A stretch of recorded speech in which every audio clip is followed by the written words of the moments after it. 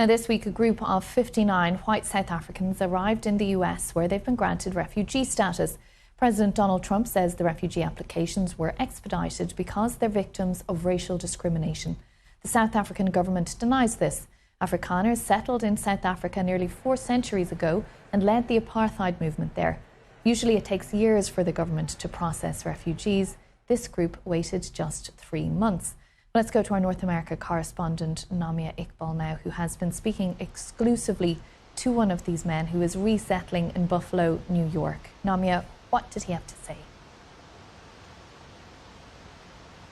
This is the first time we've heard from one of those Afrikaners that is now seen as a refugee here in America.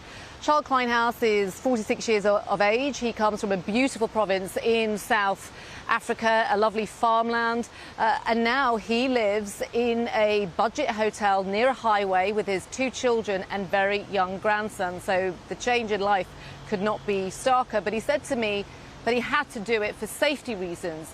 Mr. Kleinhaus has also come under particular scrutiny given that old posts of his, which are anti-Jewish, have been found, and has led to all these questions about were these people properly vetted, as refugees often are. The Department of Homeland Security said to us today they were vetted.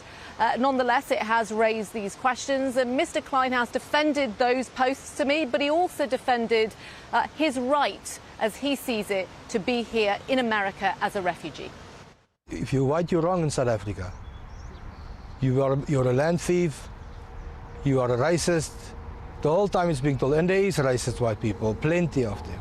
You say you're not a racist white person? No, not at all. I've got many black friends. I think I've got more African black men as friends as white friends. I'm tired of being told, just because I'm white, I'm a thief. Just because I'm white, I'm wrong in this.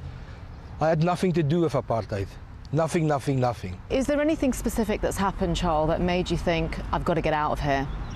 I've got to leave? After the death rates and stuff and my machinery being cut up, and I'm still, after reporting everything to the police, not getting any protection or anything like that, the only thing that's left on my farm is a sign that says mining area.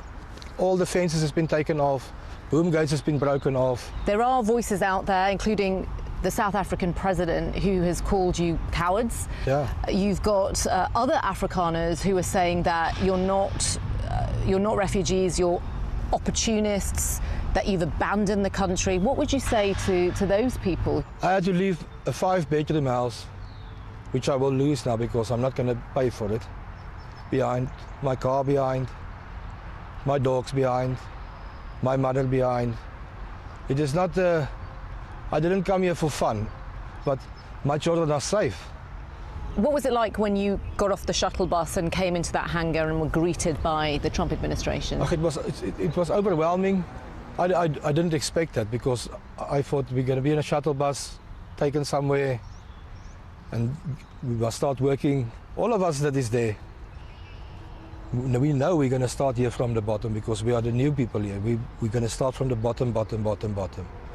Do you ever worry that you might be caught up in some big political game here? That you're a pawn somehow? Yeah, it's a scary thing, but people mustn't think we're just taking advantage of this. We're coming here to make a contribution to the country. Old tweets of yours have been dug up in which you appear to have made anti-Semitic comments, and so people are questioning, should you be here? Yeah, what would you say to that? I would like them... What would you like to clarify? I've deleted the comment. But I was actually thinking I should have not deleted it. If you can look where I commented on, it was Passover, the Orthodox Jews, and I'm Christian, were spitting and screaming and bumping Christians walking with the cross. For me as a Christian, that is not acceptable. In Israel, and I went and I said something on Twitter, which I copy and pasted from somebody else's page, because if you go read my post, you'll see it's not the way I write. So you had quoted someone else. I mean, the quotes... I copied and pasted it. The quotes were anti-Semitic. Yeah. They said Jews are dangerous people, they're untrustworthy, they're not God's chosen people. I was super angry too. So you did it out of anger? Yeah. And I was in hospital at that point of time. I was on morphine. But that's not an excuse. Drugs don't make you an anti-Semite, though, do they? Even now, if I would see any person going against my religion, I will speak up against it. You have high hopes being here in America. Is there a part of you that is anxious that it might not work out? No, to be honest with you, because of my belief, I believe this is God's plan for me.